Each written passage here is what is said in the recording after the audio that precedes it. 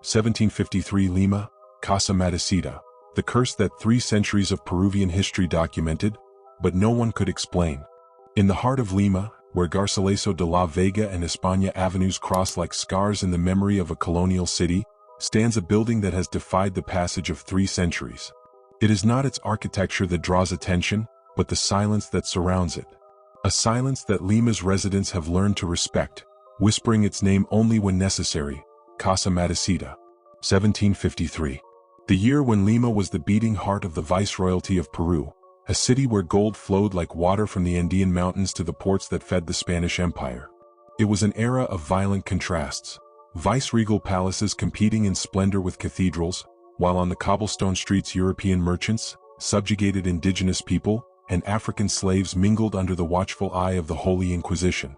In that colonial Lima, where every corner held secrets and every house could witness miracles or tragedies, there already existed a plot of land that history had marked with blood.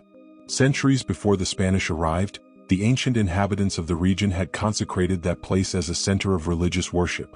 Later, when the viceroy ordered the construction of Lima's defensive walls, that land was divided between 2 worlds, that of the Spanish colonizers and that of the colonized.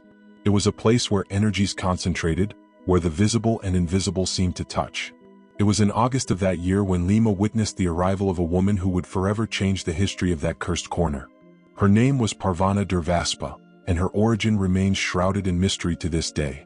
The port records of Callao barely mention her arrival. A European woman with no known family, no letters of introduction from any colonial authority, with no more luggage than a dark wooden trunk and knowledge that appeared in no medical treatise of the era. Parvana was described by those who knew her as a woman of disturbing beauty. Blonde hair that seemed to capture Lima's sunlight, pale skin that contrasted with the bronze tone of the local inhabitants, and green eyes that, according to testimonies of the time, seemed to see beyond what was visible to the rest of mortals. But it was not her appearance that most drew attention, but her knowledge.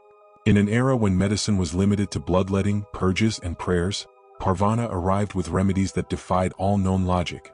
She knew plants that indigenous healers respected but dared not use. She prepared ointments with ingredients she brought from places no one could identify. And most disturbing of all, her treatments worked. The house she chose to establish herself was no coincidence. The 2-story building had remained uninhabited for months, and the few who had dared to live there had departed without clear explanations.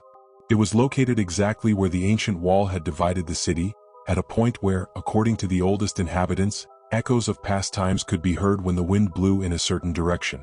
Parvana rented the 2nd floor and transformed the rooms into something that neighbors soon described as a laboratory of the impossible.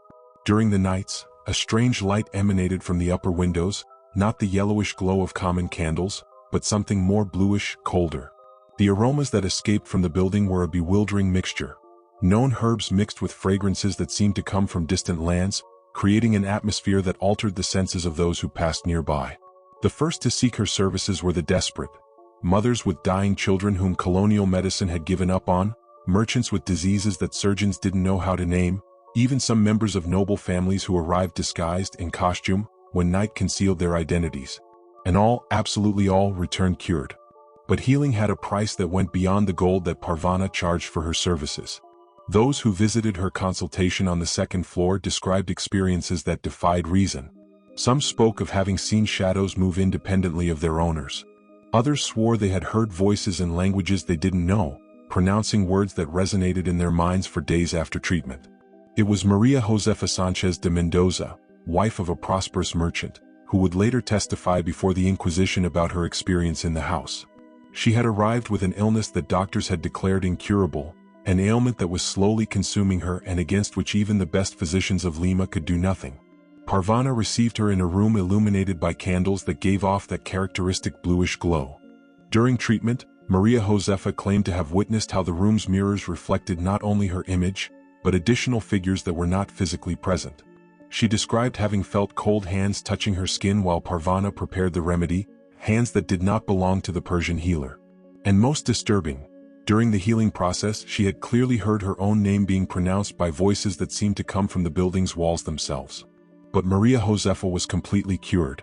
In 3 days, an illness that had tormented her for months disappeared without a trace, as if it had never existed. Her testimony, which would later be crucial in the inquisitorial process, described a mixture of gratitude and terror that would be the common pattern among all of Parvana's patients. The neighbors began to report other disturbing phenomena. The bells of nearby churches rang for no apparent reason when Parvana worked on her remedies.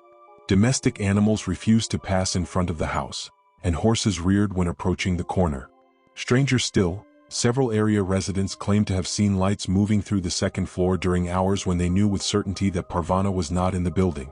It was as if the house itself had awakened.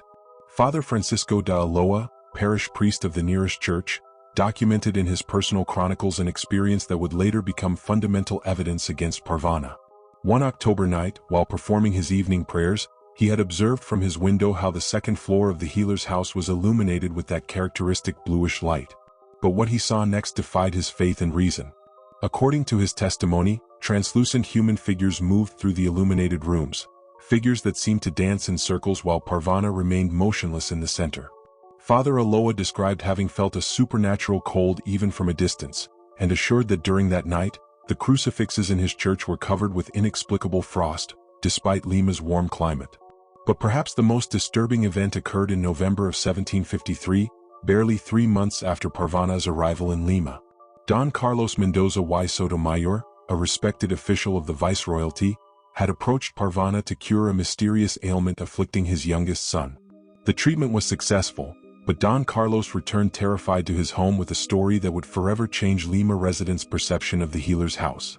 During the consultation, while Parvana prepared the remedy for his son, Don Carlos claimed to have witnessed how objects in the room moved by themselves. Books that opened to specific pages without anyone touching them, medical instruments that levitated briefly before returning to their place, and most chilling, a mirror that showed the reflection of people who had died years before, including his own father, deceased a decade earlier. But it was what Don Carlos heard that sealed Parvana's fate. During the healing ritual, he had clearly heard how the healer pronounced invocations in a language he identified as Latin, but a Latin that seemed to be spoken in reverse, as if sacred words were being deliberately profaned. That night, Don Carlos did not sleep, and the next morning he went directly to the archiepiscopal palace to report what he had witnessed. The Holy Inquisition had arrived in Lima. The archiepiscopal palace of Lima awakened before dawn on November 20th, 1753. The stone corridors, which normally resonated only with the measured steps of priests during their morning prayers, filled with feverish activity not seen since the early years of the Inquisition in Peru. Don Carlos Mendoza y Sotomayor had arrived with the dawn, pale as a dead man, carrying with him not only his testimony, but something much more dangerous: doubts about the divine or diabolic nature of the miracles that had healed his son. His account, interrupted by moments of silence where he seemed to relive the terror of what he had witnessed, was heard by the Inquisitor General himself, Don Manuel de Arenillas, a man whose reputation for implacability had reached Madrid. The Lima Inquisition was not an institution that acted on impulses. Each denunciation was investigated meticulously, each testimony verified with the precision of a Swiss clockmaker. But Parvana der Vaspa's case presented characteristics that disturbed even the most experienced inquisitors. It was not simply accusations of heresy or domestic witchcraft, but phenomena that seemed to defy the natural laws established by the Creator. The first step was discreet. The familiar of the Inquisition, Don Rodrigo de Salinas, a respected merchant who served as a civil informant for the Holy Office, received orders to observe Parvana's activities without raising suspicions. For 2 complete weeks, Salinas documented every movement of the healer, every visitor who climbed to her consultation, every strange phenomenon he could witness from his surveillance post in a nearby building. His reports, preserved in the inquisitorial archives until their destruction in 1813, described a routine that was both mundane and deeply disturbing. Parvana maintained regular hours. She received patients from noon until the last hours of the afternoon, prepared her remedies during the early hours of the night, and dedicated the dawn hours to activities that Salinas could not decipher from his surveillance position. But it was those nocturnal activities that most intrigued and terrified the informant. Every night, without exception, the second-floor windows lit up with that characteristic bluish light that had already begun to generate whispered comments throughout the neighborhood. From his observation post, Salinas could see Parvana's silhouette moving through the rooms in what appeared to be specific ritual patterns. Most disturbing were the additional shadows. Salinas swore before the inquisitorial tribunal that he had counted up to 7 different figures moving simultaneously through the second floor during new moon nights, figures that moved with movements that did not seem completely human. Some seemed to float slightly above the floor, others moved with a cadaverous rigidity that chilled the observer's blood. On December 15, Salinas witnessed the event that would precipitate direct action by the Inquisition. During one of his nocturnal vigils, he observed how Parvana performed what could only be described as an invocation. The healer had placed candles in circular formation in the center of the main room, and for more than an hour had remained motionless in the center of that circle while the candle flames moved following patterns that defied natural air currents. But what terrified Salinas was what happened next. The house windows began to fog from the inside, despite the fact that the night was dry and warm. And on those fogged surfaces, symbols appeared traced as if an invisible hand were drawing them from within. Symbols that Salinas, educated in Latin and with basic knowledge of ancient writings, could not identify, but that provoked in him a sensation of primitive horror that forced him to abandon his surveillance post and take refuge in the nearest church. His final report contained a phrase that would be quoted textually in the formal accusation against Parvana. "I do not believe I am observing human activities, but the manifestation of forces that exceed mortal comprehension and that represent an immediate danger to the spiritual security of the entire city of Lima." The Inquisitor General then ordered a deeper investigation. All known patients of Parvana were summoned to testify about their experiences. What emerged from those testimonies was a pattern as consistent as it was chilling. Dona Isabel Vázquez de Acuña, wife of a vice-regal official, testified that during her treatment for a chest ailment, she had experienced what she described as a splitting of the soul. According to her testimony, while her body remained on the treatment table, she had felt as if her spirit floated above the scene, observing from above how Parvana worked not only on her physical form, but also on something that seemed to be an ethereal version of herself. Don Francisco de Montemayor, a spice merchant who had sought healing for a mysterious paralysis in his hands, declared having seen during his treatment how the room walls became translucent, revealing landscapes that did not belong to Lima nor to any place he had ever seen. He described extensions of barren land under purple skies, where hooded figures walked in silent processions toward structures that looked like temples but radiated impossible architecture. The most detailed testimony came from Don Alonso de Herrera, a theology scholar who had approached Parvana as a last resort to cure an illness that had resisted all conventional treatments. His religious education allowed him to offer technical descriptions that the inquisitors found particularly alarming. Herrera testified that during his healing, Parvana had pronounced invocations in what he unequivocally identified as clerical Latin, but inverted in structure and purpose. According to the theologian, the healer recited traditional Catholic prayers, but pronounced them in reverse order and with inflections that transformed supplications to God into what appeared to be invocations directed to entities he refused to name during his testimony. Even more disturbing, Herrera declared having recognized fragments of texts that belonged to exorcism rituals, but employed in a manner that seemed to be inviting demonic possession rather than combating it. "It was," he testified before the tribunal, "as if I were witnessing a black mass disguised as an act of Christian healing." But the element that finally convinced the inquisitors of the diabolic nature of Parvana's activities was the testimony of Sister Francisca del Sacramento, a nun from the convent of Santa Catalina who had been secretly sent to observe the healer from a perspective of religious orthodoxy. Sister Francisca had feigned a spiritual ailment to be able to access a consultation with Parvana. Her religious training had allowed her to maintain composure during experiences that had terrified civilian patients, but her testimony revealed aspects of Parvana's work that confirmed the Inquisition's worst suspicions. During the supposed treatment, Sister Francisca had observed how Parvana manipulated objects that the nun identified as Christian relics, but employed in a sacrilegious manner. Crucifixes that were placed inverted during certain moments of the ritual, holy water that was mixed with substances that gave off an aroma the nun described as the smell of eternal desperation, and prayers directed nominally to Catholic saints but pronounced with gestures that perverted their sacred meaning. Most chilling about Sister Francisca's testimony was her description of the additional presences she had perceived during the session. Trained in spiritual discernment, the nun claimed to have identified at least 3 non-human entities present in the room during treatment, entities that responded to Parvana's invocations and seemed to participate actively in the healing process. "They were not angels of the Lord," declared Sister Francisca before the inquisitorial tribunal. "Their presence radiated a coldness that chilled the soul, and their forms, though partially invisible, suggested a corruption of human form that could only come from the realm of darkness."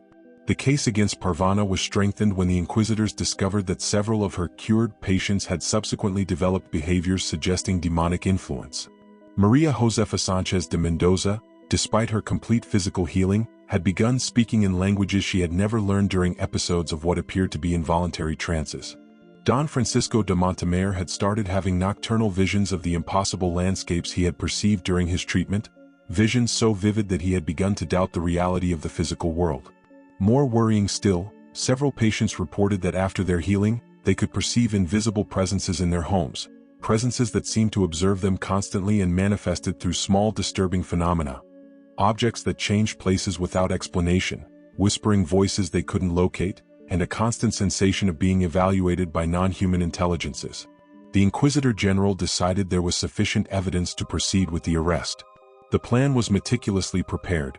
Parvana would be captured during one of her nocturnal sessions, when evidence of her heretical practices would be clearest. The night of January 21, 1754 was chosen, during the new moon, when informants had reported that the most intense activities usually occurred. The operation was organized with the military precision characteristic of the Inquisition. A contingent of armed familiars surrounded the building before dawn, while the chief bailiff of the Holy Office, accompanied by 2 inquisitors and a scribe, prepared to make the formal arrest. The presence of an exorcist had also been coordinated, in case circumstances required it. But when the Inquisition officers burst into the second floor of the house at the corner of what today are Garcilaso de la Vega and España avenues, they encountered something they had not anticipated. Parvana was waiting for them. The Persian healer was in the center of the main room, surrounded by a circle of candles burning with that characteristic bluish light. She showed no surprise or resistance when the officers entered. Instead, she received them with a smile that the scribe later described as the most terrifying expression I had ever witnessed. A smile that seemed to know secrets about the fate of each man present that they themselves were unaware of. "I knew you would come tonight," were Parvana's first words, pronounced in perfect Spanish but with an accent that none of those present could identify. "I have been preparing my response." And then, before the terrified gaze of the Inquisition officers, Parvana extended her arms toward the ceiling and pronounced words in a language that sounded like Latin but created impossible echoes in the room, echoes that seemed to come from the building's walls themselves. The candles all extinguished simultaneously. And in the darkness that followed, the Inquisition officers heard Parvana's laughter transform into something that no longer sounded completely human. When they managed to light new torches, they found the healer unconscious on the floor, with hands stained with a substance that looked like blood but gave off a metallic odor that none of them had ever perceived. The arrest was completed without further apparent supernatural incidents. But when they took Parvana from the house, all those present noticed that the second-floor windows continued to glow with that bluish light for hours after the building was completely empty. The formal investigation was about to begin. The secret prisons of the Lima Inquisition extended like a labyrinth beneath the archiepiscopal palace, excavated in the living rock upon which the Spanish had built the administrative heart of their South American empire. It was a place where time lost meaning, where sunlight never penetrated, and where the screams of the accused were lost in corridors designed to absorb both sound and hope. Parvana Dervaspa was led to cell number 7, a stone cubicle 3 meters by 2, equipped only with a wooden cot and a water container that was renewed every 3rd day. The cell had previously housed heretics, converted Jews suspected of secret practices, and witches from indigenous populations.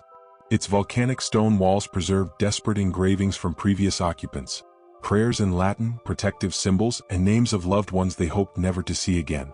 But from the moment Parvana crossed the threshold of her cell, the very nature of the place began to transform. The first sign was the temperature. The Inquisition prisons naturally maintained cool temperatures due to their underground location. But Parvana's cell developed a supernatural cold that forced guards to use additional cloaks when making their rounds. It was not simply low temperature, but a cold that seemed to emanate from the prisoner herself, a cold that penetrated bones and created a sensation of existential emptiness in those who were exposed to it for prolonged periods. The second phenomenon were the sounds. Friar Tomás de Aguirre, the chaplain in charge of preparatory confessions, documented in his personal diary that during nights, Parvana's cell emitted sounds that defied all rational explanation. They were not moans or laments like those produced by other prisoners, but something he described as whispers in harmony, as if multiple voices were chanting prayers in a language that does not belong to this world. Even more disturbing, these whispers seemed to have a hypnotic effect on other prisoners. Inmates in adjacent cells reported shared dreams after hearing these nocturnal sounds, dreams where they saw landscapes of terrible beauty populated by figures who offered them freedom in exchange for services they dared not specify upon awakening. The Inquisitor General ordered that the formal process begin on February 5, 1754. The first interrogation session was held in the audience hall, a rectangular chamber with vaulted ceilings where acoustics had been designed to amplify both the Inquisitor's questions and the accused responses. Parvana was led in chains before the tribunal. Her appearance had changed during her 2 weeks of imprisonment. Her blonde hair seemed to have developed silver streaks that had not been present during her arrest, and her green eyes radiated an intensity that forced those present to avoid direct eye contact. But most disturbing was her behavior. She showed absolute serenity that contrasted dramatically with the typical terror of those accused by the Inquisition. Inquisitor Don Manuel de Arenillas began the interrogation with established formulas, asking about the name, origin, and activities of the accused. Parvana's responses were precise and direct, but contained details that increased the tribunal's suspicions about her superhuman nature. When asked about her place of birth, Parvana responded, "I was born in the lands you call Persia, in a city that no longer exists, during a year that your calendars do not register." The precision of her Spanish, considering she had supposedly arrived in Lima barely 6 months before, was perfect, without the slightest trace of foreign accent. Questioned about her medical knowledge, Parvana offered explanations that demonstrated mastery of human anatomy that surpassed even the most educated physicians of the era. She described surgical procedures that would not be developed until centuries later, spoke of blood circulation with detail that anticipated future scientific discoveries, and casually mentioned internal organs whose existence was unknown to colonial medicine. But when the Inquisitors began to press about the specific nature of her healing practices, Parvana's responses acquired a tone that chilled the blood of all present.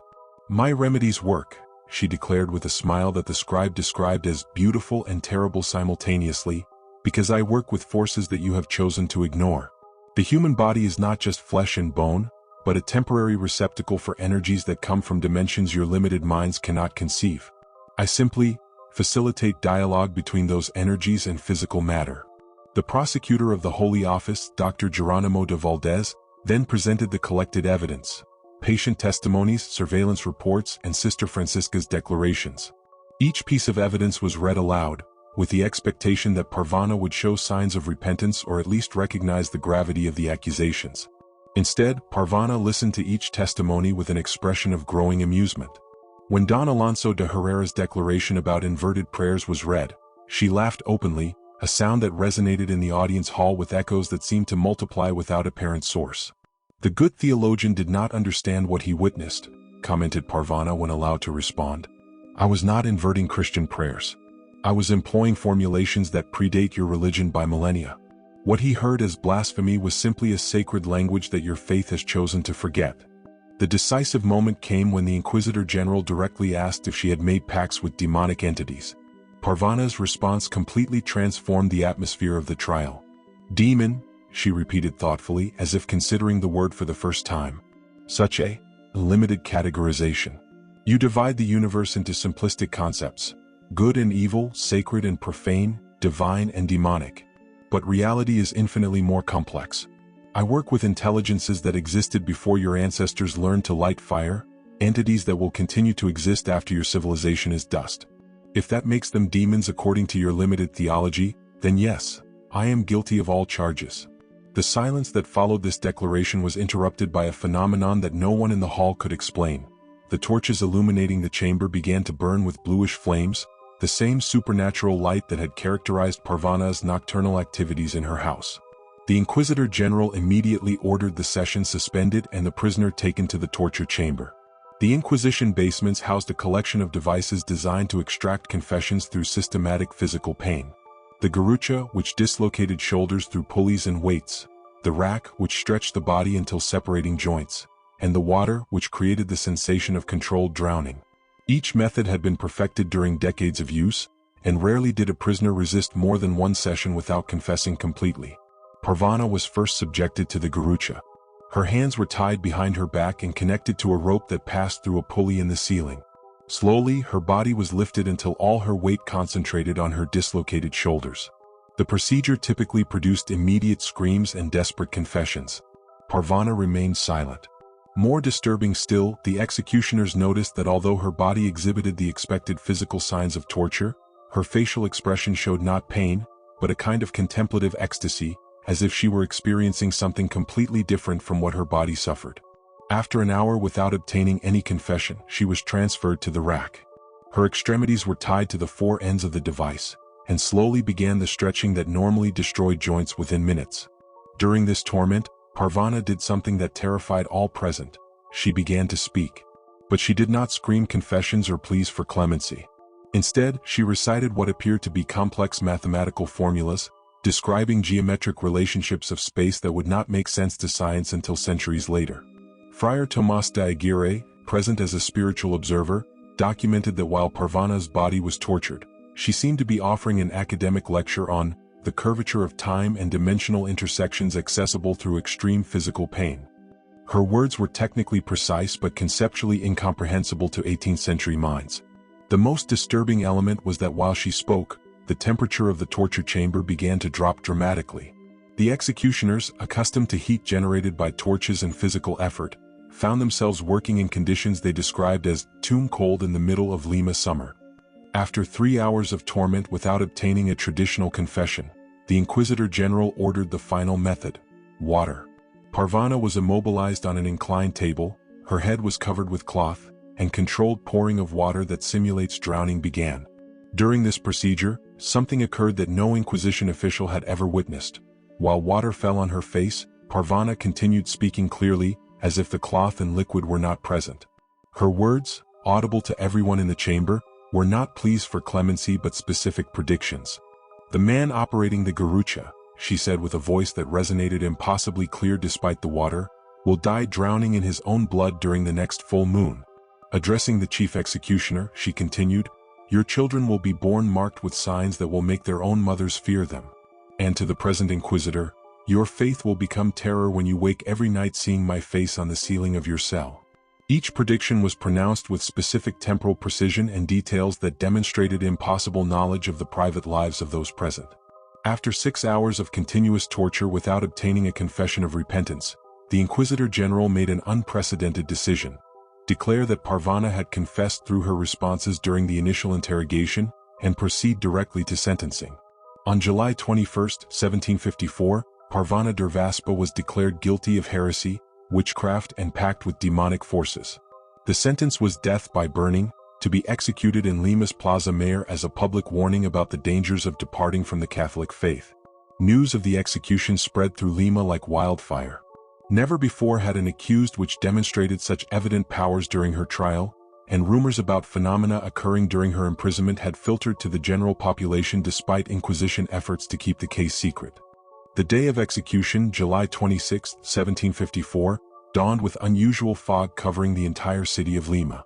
The fog was not the typical gray mantle that sometimes came from the ocean, but something denser and with a bluish tint that disturbingly recalled the light that had characterized Parvana's activities. Plaza Mayor filled with spectators, but the atmosphere was not that of a typical celebration of inquisitorial justice.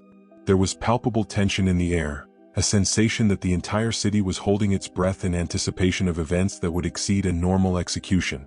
Parvana was led to the plaza in chains, but walking upright with a dignity that impressed even her executioners. Her appearance had changed again during her imprisonment. Her hair was now completely silver, her green eyes shone with an intensity that was visible even at a distance, and her skin had a pallor that seemed to radiate its own faint light. When she was tied to the central stake of the pyre, Parvana showed no fear or resistance. Instead, she directed her gaze toward the gathered crowd and spoke with a voice that, according to subsequent testimonies, was audible to every person present despite distance and crowd noise. "People of Lima," she declared, "you have chosen to burn what you do not understand. But the fire that will consume me will be the same that I will ignite in the place where I have lived. My death will not be an end but a transformation. The house at the corner of what you call future España and Garcilaso avenues will be marked forever with my essence." Her following words were pronounced in the unknown language she had employed during her rituals, but their meaning was instinctively understood by all present as a formal curse. Those present subsequently described a sensation of supernatural cold that spread throughout the plaza while Parvana pronounced these final words. When torches were applied to the base of the pyre, something occurred that defied all known natural laws. The flames that arose were not the typical reddish-orange color of fire, but blue, the same bluish tonality that had characterized all supernatural manifestations associated with Parvana. But most disturbing was that while blue flames consumed her body, Parvana did not scream in pain.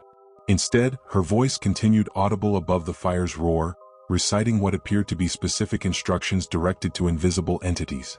Several witnesses subsequently swore to having seen translucent figures briefly forming in the smoke rising from the pyre, figures that seemed to listen attentively to Parvana's final words before dispersing in specific directions throughout the city. The fire burned for 3 complete hours, an extraordinarily long time for a typical execution. When it finally extinguished, the remains found were minimal, barely enough ashes to fill a small urn, as if Parvana's body had been consumed more completely than was physically possible. But the most disturbing aspect of the execution was what occurred at the exact moment the flames finally extinguished. According to multiple witnesses, at that precise instant, all bells of all churches in Lima began to ring simultaneously, without official order to do so and without bell ringers operating them. And from the direction where the house Parvana had inhabited stood, rose a column of bluish smoke that was visible from the entire city for the rest of the day. The curse had begun. The morning of July 27, 1754 dawned over a transformed Lima. The column of bluish smoke that had risen from Parvana's house the previous day had disappeared with the first light of dawn, but had left behind a sense of unease that spread throughout the city like an invisible disease. The first to notice the changes were the neighbors closest to the corner where the cursed house stood. Dona Carmen Valdez de Montufar, whose residence was directly across from the building, was the one who reported the first anomalies to the parish priest of San Pedro Church. During the night following the execution, she had been awakened by sounds she described as footsteps of multiple people walking through a house she knew was completely empty. These were not the typical creaks of old wood settling with nocturnal temperature changes. Dona Carmen described deliberate, organized steps, as if a considerable group of people were performing some type of coordinated activity on the second floor of the abandoned building. The steps followed specific patterns, circular walks that lasted exactly 23 minutes, followed by periods of absolute silence for 7 minutes, before restarting the cycle. Most disturbing was that these sounds occurred every night at the same hour, 3 in the morning, the exact moment when, according to the inquisitorial scribe's calculations, Parvana had exhaled her last breath on the pyre. Don Miguel de Amat y Juniet, a respected merchant whose shop was located on the ground floor of an adjacent building, began experiencing problems he initially attributed to unfortunate coincidences. His merchandise, carefully organized each night before closing, appeared each morning redistributed following patterns he could not explain. It was not vandalism or theft, but a meticulous reorganization that seemed to follow criteria he could not understand. More disturbing still, Don Miguel noticed that certain specific products disappeared systematically: medicinal herbs, aromatic oils, and metals that Parvana had employed in her remedies. These objects reappeared days later, but always in conditions suggesting they had been used for unknown purposes. The herbs showed signs of having been partially burned, the oils had fragrances that did not correspond to their original properties, and the metals exhibited corrosion patterns that did not correspond to any known natural process. The first truly terrifying incident occurred on August 3rd, barely a week after the execution. The Herrera y Sotomayor family, distant relatives of the theologian who had testified against Parvana, decided to temporarily occupy the cursed house while searching for a permanent residence in Lima. Don Eduardo Herrera had argued that popular superstition about the building would allow them to rent it at an exceptionally low price, and that a family of solid Christian faith would have nothing to fear from the pagan fantasies of a dead witch. The Herrera family consisted of 5 members: Don Eduardo, his wife Dona Esperanza, their 2 male children of 12 and 14 years, and their youngest daughter, Maria del Carmen, barely 8 years old. They were known in their hometown for their exemplary piety and active participation in Christian charity work. Don Eduardo had served as a familiar of the Inquisition in his region, and considered that his experience in matters of faith would protect him from any residual malign influence. They moved into the house on August 3rd at midday, under bright sun that filled the rooms with natural light and dispelled any sinister atmosphere the building might have retained. The first hours passed normally.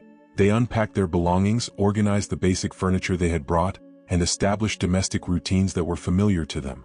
But when night fell, the nature of the building began to manifest.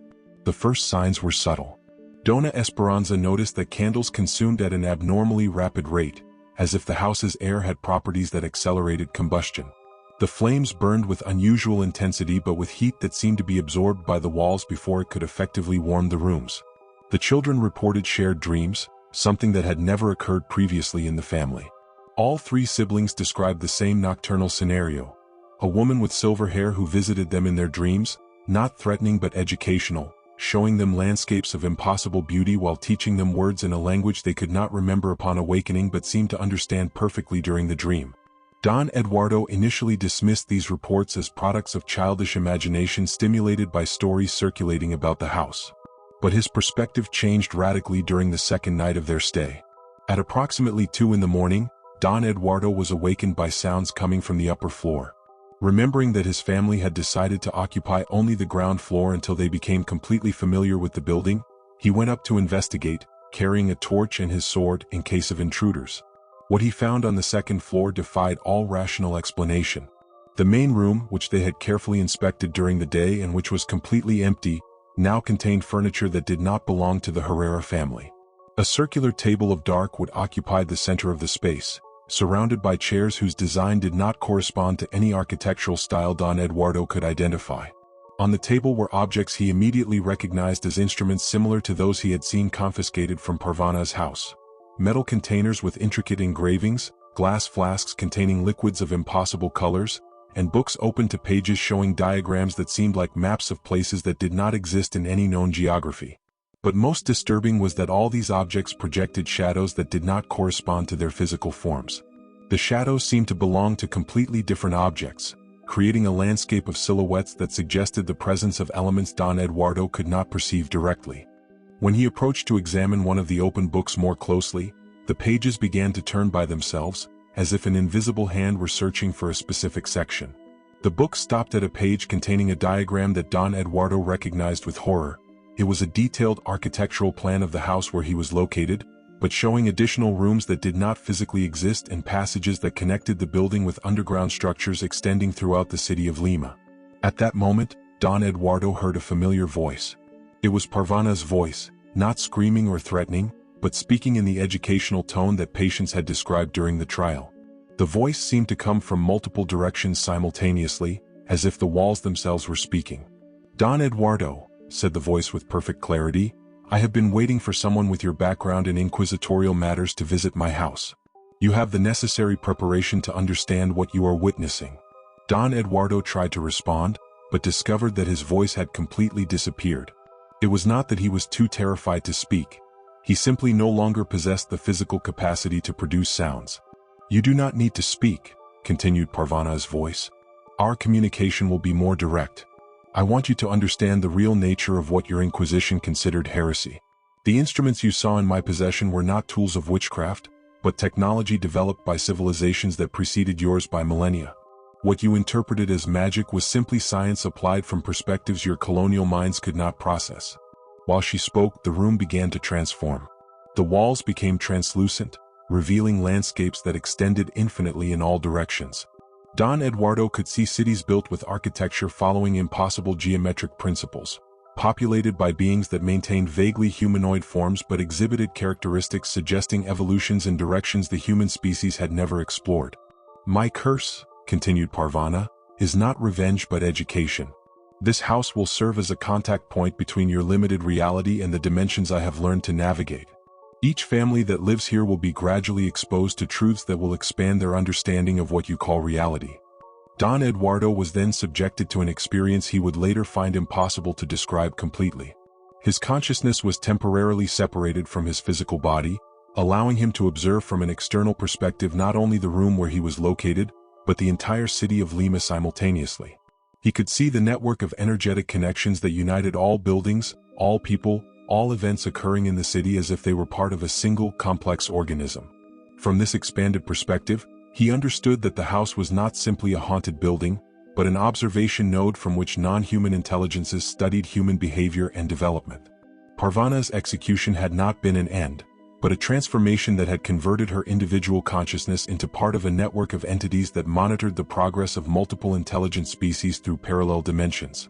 When his consciousness returned to his physical body, Don Eduardo discovered that 3 hours had passed, though his subjective experience had been barely minutes. The room had returned to its original empty state, with no trace of the furniture or instruments he had observed earlier. But Don Eduardo was no longer the same person who had climbed to the second floor. The knowledge he had received during his out-of-body experience remained intact in his memory, along with a visceral understanding that attempting to communicate this information to ecclesiastical authorities would result in his own accusation of heresy. He returned to the first floor to find his family deeply asleep, but their dreams were no longer the beautiful landscapes they had described previously. Now they dreamed of scenes of normal family life, but situated in the impossible architecture Don Eduardo had witnessed during his experience. In their dreams, they performed everyday domestic activities, but in a context that gradually normalized concepts of expanded reality their conscious minds were not yet prepared to process. During the following days, the Herrera family experienced a series of subtle but profound transformations. Their youngest daughter, Maria del Carmen, developed the ability to perceive events that would occur several days in advance, but only events related to domestic family life. She knew when visitors would arrive, what foods they would need to buy, and what climate changes would affect their activities. Her predictions were invariably accurate, but expressed with the naturalness of a child discussing plans for the next day. The male children began to exhibit accelerated learning abilities that puzzled their tutors. They could absorb complex information about mathematics, astronomy, and natural philosophy at speeds suggesting they were accessing knowledge they did not acquire through conventional study methods. When asked about the source of this knowledge, they responded that the lady from the second floor taught them during study hours. Dona Esperanza developed an intuitive understanding of medicinal remedies that rivaled the knowledge Parvana had demonstrated. Without formal training, she could diagnose illnesses through observation and prepare treatments using combinations of ingredients she should not have known how to use. When sick neighbors began seeking her help, she provided effective cures while consciously maintaining that she was simply applying traditional family knowledge she believed she had inherited from her grandmother. But it was Don Eduardo who experienced the most dramatic transformation. His responsibilities as a familiar of the Inquisition had always required unshakable faith in Catholic doctrine and an ability to identify heretical deviations. Now he possessed knowledge that demonstrated Christian cosmology was barely a limited interpretation of much more complex realities, but also understood that revealing this knowledge would destroy not only his social position but potentially his life. This dichotomy created in Don Eduardo a state of constant psychological tension that manifested in increasingly erratic behaviors. During Sunday Masses, he experienced episodes where he could perceive simultaneously both the Catholic ritual developing in consensual reality and alternative versions of the same space where non-human entities performed ceremonies serving purposes that transcended human religious understanding. As weeks passed, these episodes of dual perception intensified to the point where Don Eduardo could no longer consistently distinguish between the superimposed realities he perceived. During meetings with other Inquisition officials, he found himself responding to conversations occurring in parallel dimensions while his human colleagues discussed completely different matters in physical reality. The breaking point came during a family dinner on September 15th. The family had gathered to celebrate Maria del Carmen's birthday, and Dona Esperanza had prepared a meal using ingredients she had selected following impulses she attributed to culinary inspiration. Don Eduardo realized, with terrible clarity, that the ingredients had been chosen specifically to induce altered states of consciousness in all family members simultaneously. While they ate, the family's perception of reality began to fragment. The dining room where they dined was simultaneously their family home and a laboratory where non-human entities documented the effects of prolonged exposure to expanded dimensional education on human specimens. Their own actions were simultaneously expressions of family free will and programmed behaviors designed to generate specific data for researchers studying human psychological adaptability. In that moment of horrible clarity, Don Eduardo understood that his family had been converted, without their conscious knowledge, into experimental subjects by the same entities Parvana had served during her life. The curse was not punishment but incorporation. They had been integrated into a research system that employed human beings as instruments for observing their own species.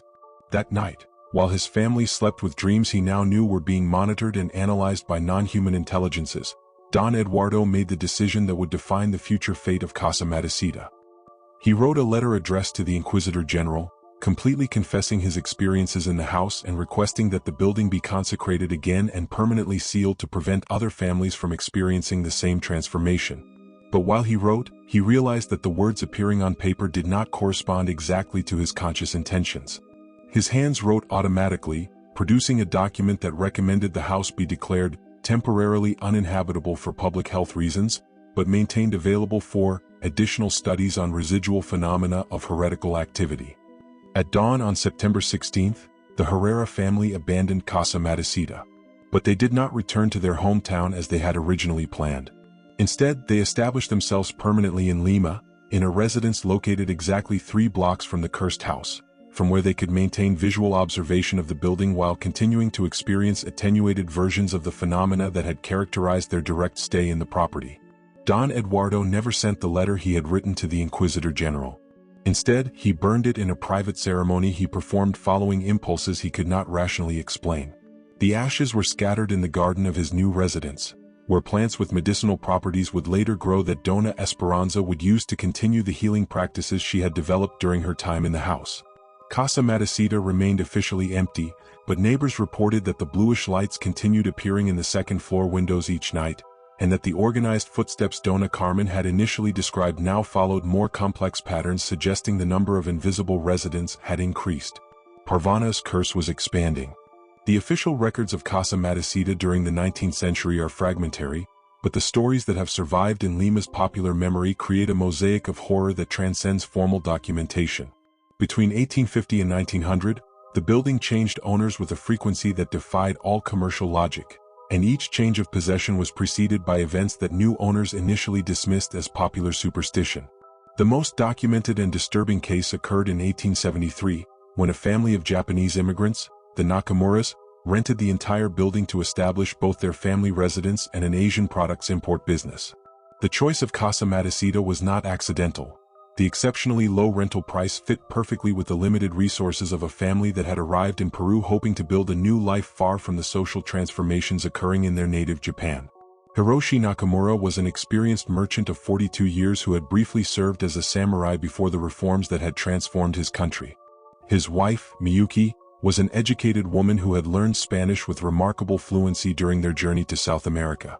Their 3 children, 16-year-old Kenji, 14-year-old Akira, and their youngest daughter Yuki, barely 10 years old, had demonstrated an adaptability that impressed Lima's neighbors. The family settled in the house during the first week of March 1873. Hiroshi converted the first floor into a warehouse and shop where he displayed silks, spices, traditional musical instruments, and artwork he had brought from Japan. The second floor was adapted as family residence, with modifications that respected both Japanese architectural traditions and the practical needs of life in Lima's climate. During the first months, the Nakamura seemed to have achieved what no previous family had accomplished, coexisting peacefully with the building's supernatural peculiarities. Hiroshi attributed the nocturnal sounds to ancestral spirits that protect family homes, a concept his cultural background allowed him to accept without the terror that had characterized previous occupants. Miyuki developed what she described as enhanced sensitivity that allowed her to anticipate the needs of customers visiting the shop, preparing specific products before buyers knew exactly what they were looking for. Her neighbors began to consider her not only as a skilled merchant, but as someone who possessed exceptional intuitive understanding of human needs. The Nakamura children prospered academically in ways that surprised their teachers. Kenji demonstrated mathematical abilities that exceeded any educational curriculum available in Lima, solving advanced geometry problems that seemed to emerge spontaneously in his mind. Akira developed artistic talent that produced paintings with perspectives and techniques he had never formally studied.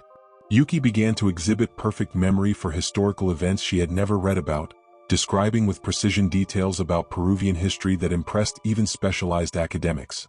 But toward the end of 1873, the nature of manifestations in the house began to intensify in ways that exceeded Japanese cultural adaptability capacity. The first sign of serious problems occurred during the Japanese New Year celebration in January 1874. The family had prepared a traditional ceremony that included offerings to ancestral spirits, a practice they had maintained discreetly to avoid conflicts with local Catholic authorities. During the ceremony, food offerings began to decompose at impossible speeds, transforming into substances that gave off aromas no family member could identify. More disturbing still, the traditional musical instruments Hiroshi had placed as part of the ceremonial altar began to produce sounds without being touched. They were not the traditional Japanese melodies the family recognized, but compositions that seemed to combine Asian musical elements with harmonic structures belonging to completely different traditions. Miyuki was the first to recognize that these sounds were not simply random manifestations. They seemed to be responding specifically to the prayers the family recited during the ceremony, as if an intelligence were translating their traditional invocations into a musical language that transcended human cultural limitations. During the following months, interactions between the Nakamura family and the house's invisible presences evolved towards something that could only be described as experimental collaboration. Hiroshi discovered that if he performed certain Japanese commercial rituals at specific times of day, his business effectiveness increased in ways that defied all rational economic explanation. Customers arrived at his shop seeking specific products at the exact moment he had completed inventories of those same products. The silks he displayed developed color patterns that had not been present when he had originally purchased them, but that attracted buyers who specifically sought those unique tonalities. Musical instruments tuned themselves to produce sound combinations that created commercial atmospheres, inducing customers to make impulse purchases. But the most dramatic transformation occurred in Yuki, the youngest daughter. As months passed, the girl began to exhibit knowledge that clearly could not come from her formal education or Japanese family traditions. She could accurately describe details about the house's original construction, including architectural modifications that had been made during historical periods preceding her birth by decades. More disturbing still, Yuki began to occasionally speak in colonial Spanish, employing grammatical constructions and vocabulary that corresponded specifically to Parvana Durvaspa's period. During these episodes, which typically lasted between 10 and 15 minutes, the girl seemed to be channeling memories that did not belong to her, describing events she had witnessed from the house's own perspective. It was during one of these episodes that the Nakamura family received information that would determine their tragic fate. On November 8, 1874, Yuki entered one of her channeling states during family dinner. But instead of the typical historical descriptions, she began offering specific instructions directed to each family member. Her words, pronounced with the cadence and vocabulary of colonial Spanish, described a ceremony that would allow the Nakamura family to complete the dimensional integration you have been experiencing gradually. According to the instructions channeled by Yuki, if the family performed a specific ritual during the next new moon, they could permanently access the expanded knowledge and capabilities they had been experiencing temporarily.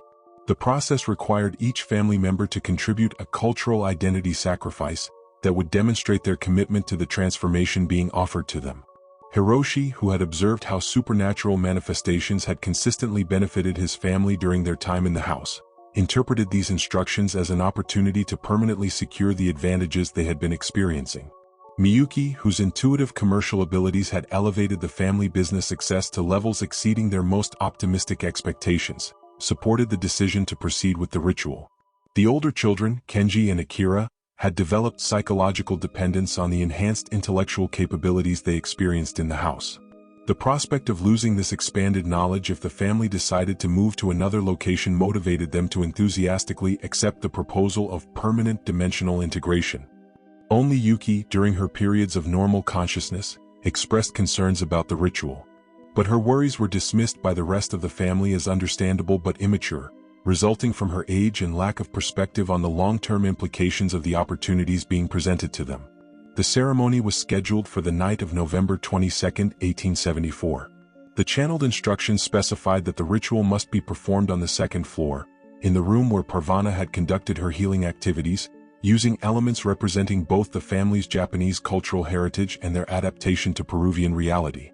Hiroshi meticulously prepared every aspect of the ritual. He placed Japanese musical instruments in circular formation around the room, alternating them with Peruvian products that had been modified by the house's supernatural influences. In the center of the circle, he established an altar combining traditional Japanese food offerings with medicinal herbs that had appeared spontaneously in his commercial inventory during previous months. Each family member had prepared their cultural identity sacrifice, according to channeled specifications. Hiroshi contributed his samurai sword, the most significant symbol of his Japanese heritage. Miyuki offered her wedding kimono, the garment representing both her personal identity and family commitment. Kenji and Akira sacrificed the musical instruments they had used to maintain connections with their native culture's artistic traditions. Yuki, being the youngest, was instructed to contribute simply with her presence and voluntary participation in family invocations. The ceremony began at 11 at night on November 22nd.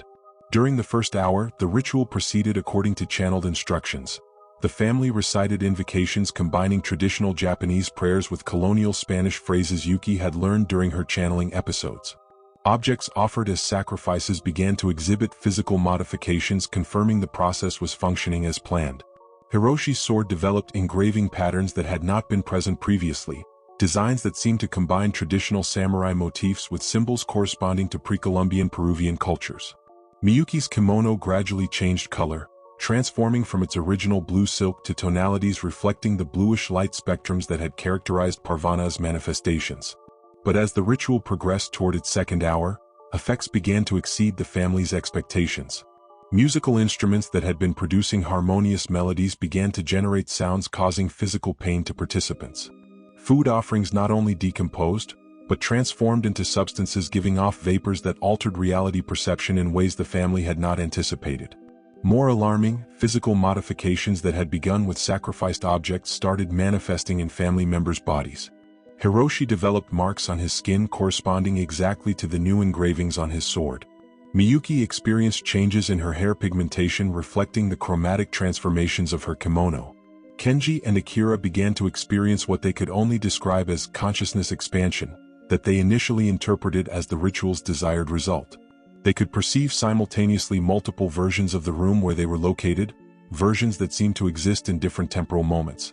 They saw scenes of Parvana performing her healings in the same space, but also visions of future occupants who had not yet arrived at the house. But this perceptual expansion soon became uncontrollable. Kenji and Akira lost the ability to distinguish between the different temporal realities they perceived, responding to events occurring in alternative pasts and futures while completely ignoring the ritual developing in their immediate present.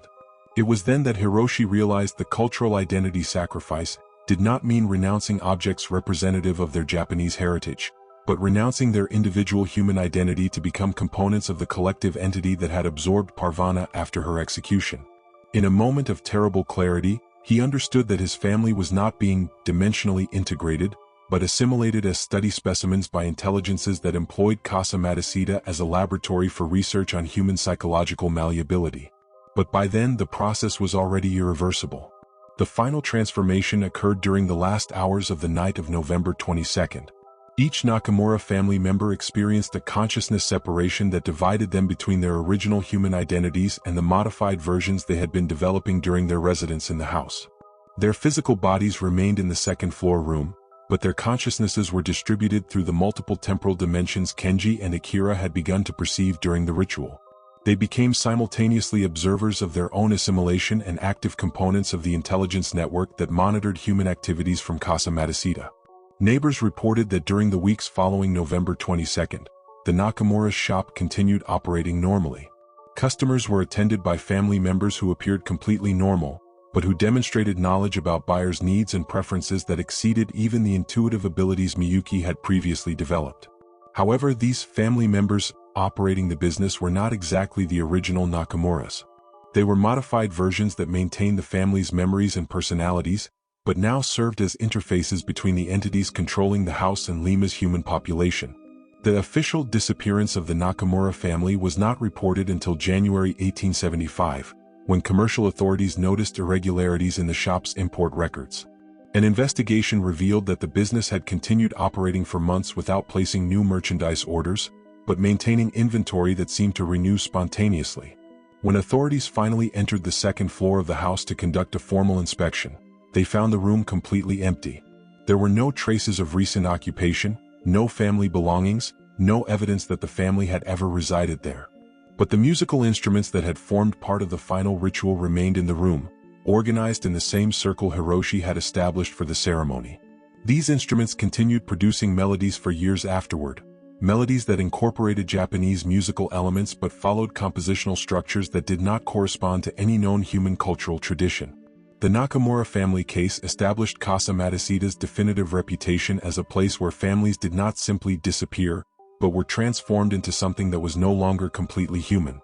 And subsequent investigations would reveal that the Nakamuras had not been the only family to experience this particular form of supernatural assimilation. 21st century Lima awakened to a reality where Casa Matusita had transcended its physical nature to become something more complex.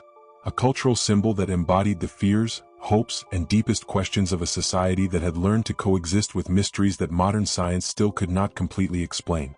During the decades following the Nakamura family case, The building at the corner of Garcilaso de la Vega and España Avenues experienced a series of transformations that reflected both Lima's urban changes and the evolution of supernatural manifestations that characterized it. At the beginning of the 20th century, the ground floor was converted into a succession of commercial establishments that operated under different names but exhibited behavioral patterns suggesting inexplicable continuities.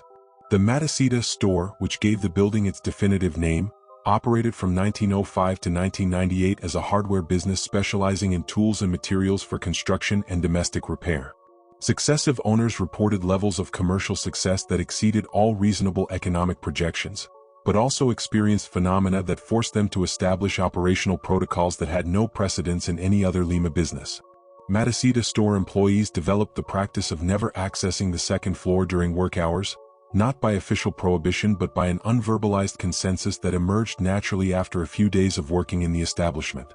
Those employees who initially ignored this undeclared custom invariably experienced episodes that convinced them of the wisdom of this self-imposed restriction. Roberto Mendoza, who worked as store manager for 12 years between 1975 and 1987, documented in a personal diary the extraordinary routines he had developed to keep the commercial operation functioning efficiently while respecting the building's peculiarities. Each morning before opening the store to the public, Roberto performed what he called expanded inventory verification. He not only counted products that had been present the previous day, but also registered additional objects that appeared spontaneously during the night.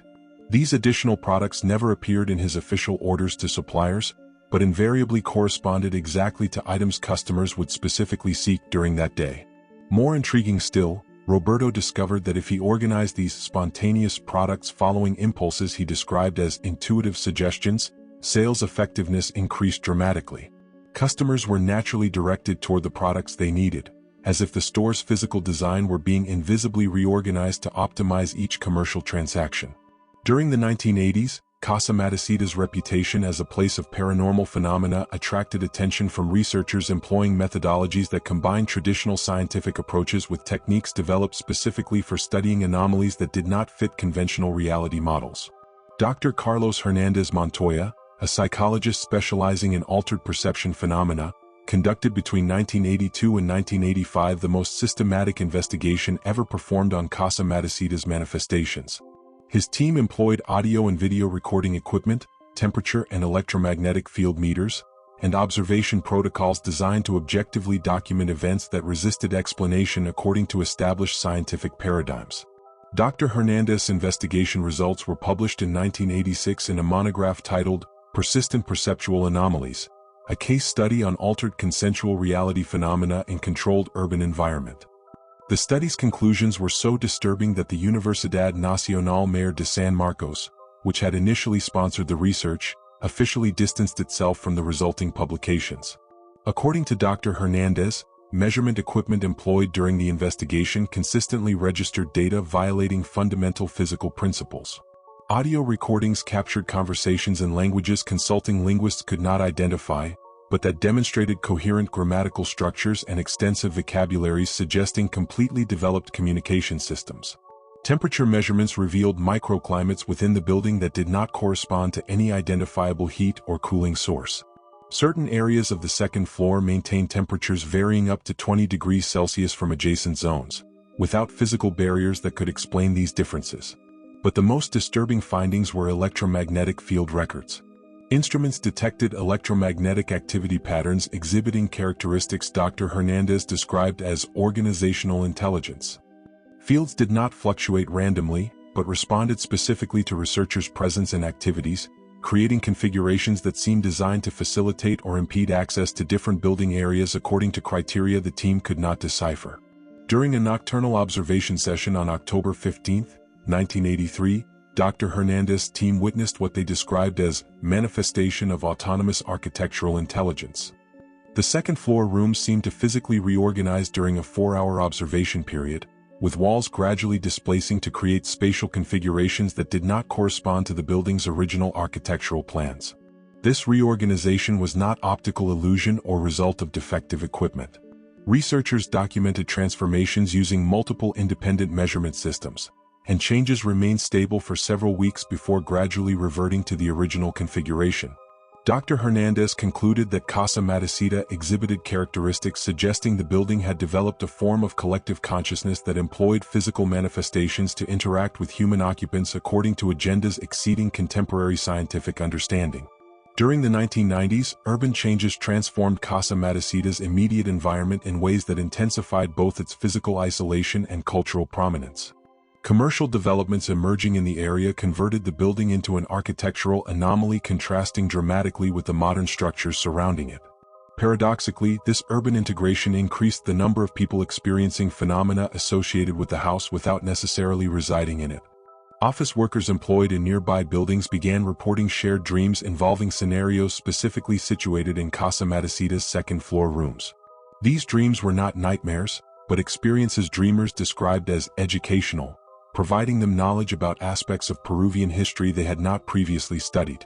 University students conducting research in area libraries developed accelerated memorization capabilities, allowing them to absorb complex information about multiple topics simultaneously.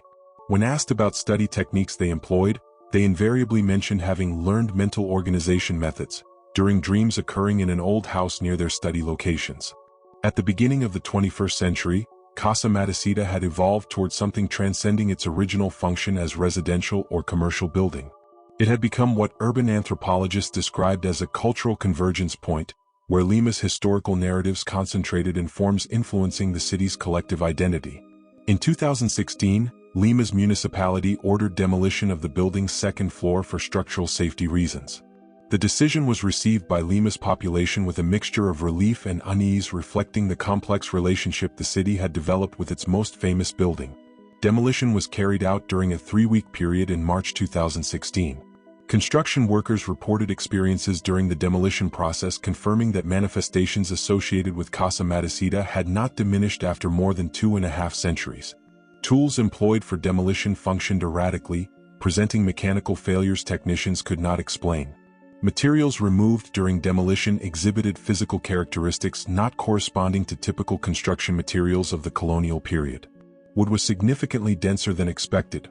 Metal showed compositions including elements not employed in historical Peruvian construction, and ceramic fragments found among debris contained pigments chemical analyses could not identify. But the most disturbing discovery was finding a room not appearing in any architectural plan of the building. This room, located between the second-floor walls, contained objects seeming to belong to multiple historical periods simultaneously. Instruments combining Spanish colonial technology with designs appearing to anticipate later industrial developments, documents written in multiple languages but employing calligraphies not corresponding to writing styles of the eras the languages suggested, and organic materials preserved in conditions defying all known conservation processes. These objects were confiscated by municipal authorities for additional analysis, but official reports on these studies' results were never published. After second-floor demolition, Casa Matusita continued operating as a commercial establishment on its ground floor, but supernatural manifestations did not disappear completely. Instead, they transformed in ways reflecting contemporary Lima's characteristics. 21st century Lima awakened to a reality where Casa Matusita had transcended its physical nature to become something more complex. A cultural symbol that embodied the fears, hopes, and deepest questions of a society that had learned to coexist with mysteries that modern science still could not completely explain. During the decades following the Nakamura family case, the building at the corner of Garcilaso de la Vega and España Avenues experienced a series of transformations that reflected both Lima's urban changes and the evolution of supernatural manifestations that characterized it. At the beginning of the 20th century, the ground floor was converted into a succession of commercial establishments that operated under different names but exhibited behavioral patterns suggesting inexplicable continuities. The Matusita store, which gave the building its definitive name, operated from 1905 to 1998 as a hardware business specializing in tools and materials for construction and domestic repair. Successive owners reported levels of commercial success that exceeded all reasonable economic projections, but also experienced phenomena that forced them to establish operational protocols that had no precedence in any other Lima business. Matusita store employees developed the practice of never accessing the second floor during work hours, not by official prohibition but by an unverbalized consensus that emerged naturally after a few days of working in the establishment. Those employees who initially ignored this undeclared custom invariably experienced episodes that convinced them of the wisdom of this self-imposed restriction. Roberto Mendoza, who worked as store manager for 12 years between 1975 and 1987, documented in a personal diary the extraordinary routines he had developed to keep the commercial operation functioning efficiently while respecting the building's peculiarities. Each morning before opening the store to the public, Roberto performed what he called expanded inventory verification. He not only counted products that had been present the previous day, but also registered additional objects that appeared spontaneously during the night. These additional products never appeared in his official orders to suppliers, but invariably corresponded exactly to items customers would specifically seek during that day. More intriguing still, Roberto discovered that if he organized these spontaneous products following impulses he described as intuitive suggestions, sales effectiveness increased dramatically. Customers were naturally directed toward the products they needed, as if the store's physical design were being invisibly reorganized to optimize each commercial transaction.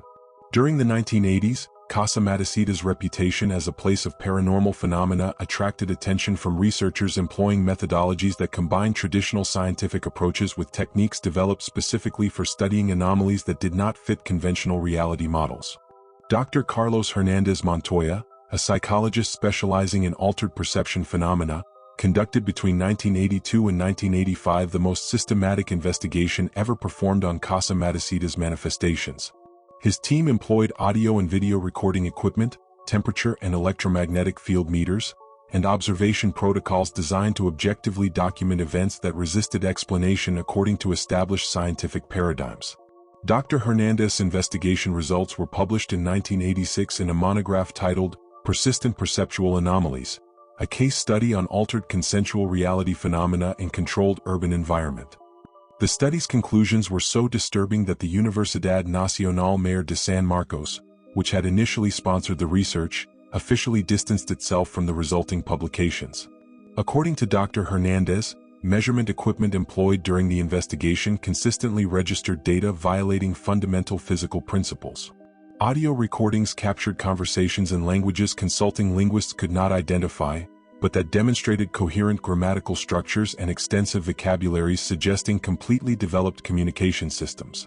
Temperature measurements revealed microclimates within the building that did not correspond to any identifiable heat or cooling source. Certain areas of the second floor maintained temperatures varying up to 20 degrees Celsius from adjacent zones, without physical barriers that could explain these differences. But the most disturbing findings were electromagnetic field records. Instruments detected electromagnetic activity patterns exhibiting characteristics Dr. Hernandez described as organizational intelligence. Fields did not fluctuate randomly, but responded specifically to researchers' presence and activities, creating configurations that seemed designed to facilitate or impede access to different building areas according to criteria the team could not decipher. During a nocturnal observation session on October 15, 1983, Dr. Hernandez's team witnessed what they described as manifestation of autonomous architectural intelligence. The second-floor rooms seemed to physically reorganize during a 4-hour observation period, with walls gradually displacing to create spatial configurations that did not correspond to the building's original architectural plans. This reorganization was not optical illusion or result of defective equipment. Researchers documented transformations using multiple independent measurement systems, and changes remained stable for several weeks before gradually reverting to the original configuration. Dr. Hernandez concluded that Casa Matusita exhibited characteristics suggesting the building had developed a form of collective consciousness that employed physical manifestations to interact with human occupants according to agendas exceeding contemporary scientific understanding. During the 1990s, urban changes transformed Casa Matusita's immediate environment in ways that intensified both its physical isolation and cultural prominence. Commercial developments emerging in the area converted the building into an architectural anomaly contrasting dramatically with the modern structures surrounding it. Paradoxically, this urban integration increased the number of people experiencing phenomena associated with the house without necessarily residing in it. Office workers employed in nearby buildings began reporting shared dreams involving scenarios specifically situated in Casa Matusita's second-floor rooms. These dreams were not nightmares, but experiences dreamers described as educational, providing them knowledge about aspects of Peruvian history they had not previously studied. University students conducting research in area libraries developed accelerated memorization capabilities, allowing them to absorb complex information about multiple topics simultaneously. When asked about study techniques they employed, they invariably mentioned having learned mental organization methods during dreams occurring in an old house near their study locations. At the beginning of the 21st century, Casa Matusita had evolved towards something transcending its original function as residential or commercial building. It had become what urban anthropologists described as a cultural convergence point, where Lima's historical narratives concentrated in forms influencing the city's collective identity. In 2016, Lima's municipality ordered demolition of the building's second floor for structural safety reasons. The decision was received by Lima's population with a mixture of relief and unease, reflecting the complex relationship the city had developed with its most famous building. Demolition was carried out during a 3-week period in March 2016. Construction workers reported experiences during the demolition process, confirming that manifestations associated with Casa Matusita had not diminished after more than 2.5 centuries. Tools employed for demolition functioned erratically, presenting mechanical failures technicians could not explain. Materials removed during demolition exhibited physical characteristics not corresponding to typical construction materials of the colonial period. Wood was significantly denser than expected. Metal showed compositions including elements not employed in historical Peruvian construction, and ceramic fragments found among debris contained pigments chemical analyses could not identify. But the most disturbing discovery was finding a room not appearing in any architectural plan of the building. This room, located between the second floor walls, contained objects seeming to belong to multiple historical periods simultaneously. Instruments combining Spanish colonial technology with designs appearing to anticipate later industrial developments, documents written in multiple languages but employing calligraphies not corresponding to writing styles of the eras the languages suggested, and organic materials preserved in conditions defying all known conservation processes. These objects were confiscated by municipal authorities for additional analysis, but official reports on these studies' results were never published. After second-floor demolition, Casa Matusita continued operating as a commercial establishment on its ground floor, but supernatural manifestations did not disappear completely. Instead, they transformed in ways reflecting contemporary Lima's characteristics.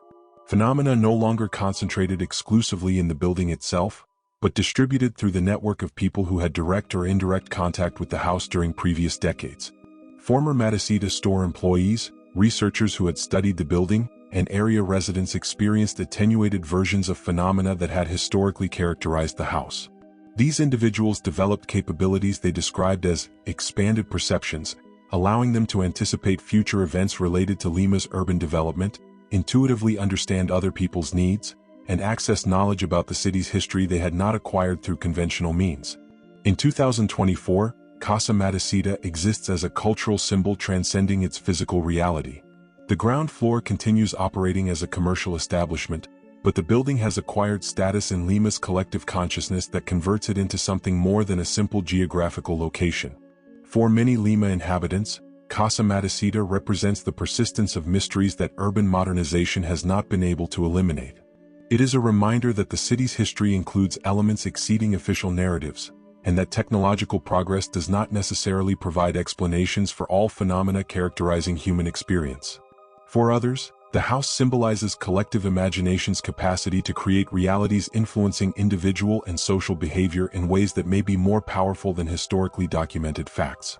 But for those who have directly experienced phenomena associated with Casa Matusita, the building represents something more fundamental. Evidence that human reality is more complex and malleable than official institutions are willing to recognize.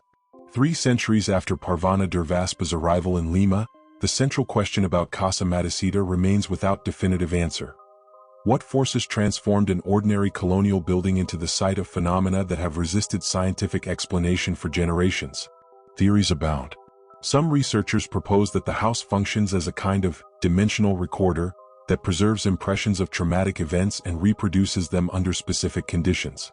Others suggest that the building serves as an access point between parallel realities, allowing infiltration of elements from alternative dimensions. Skeptics argue that Casa Matusita's reputation results from collective suggestion amplified by oral tradition, where expectations of supernatural phenomena create experiences confirming visitors' pre-existing beliefs. But regardless of theoretical explanations, Casa Matusita's cultural influence over Lima is undeniable. It has inspired literature, music, cinema, and art that have contributed to the city's cultural identity in ways transcending its function as a simple urban building. And every night, when Lima's modern lights illuminate the avenues surrounding the corner where Casa Matusita stands, passers-by occasionally report perceiving that familiar bluish light emanating from windows that no longer exist on a second floor that was demolished years ago. Parvana Durvaspa's curse continues, not as revenge, but as a permanent question about the nature of reality that Lima's inhabitants have learned to accept as an integral part of their urban landscape. The mystery remains. And perhaps, after 3 centuries, that permanence is exactly what Casa Matusita was destined to achieve.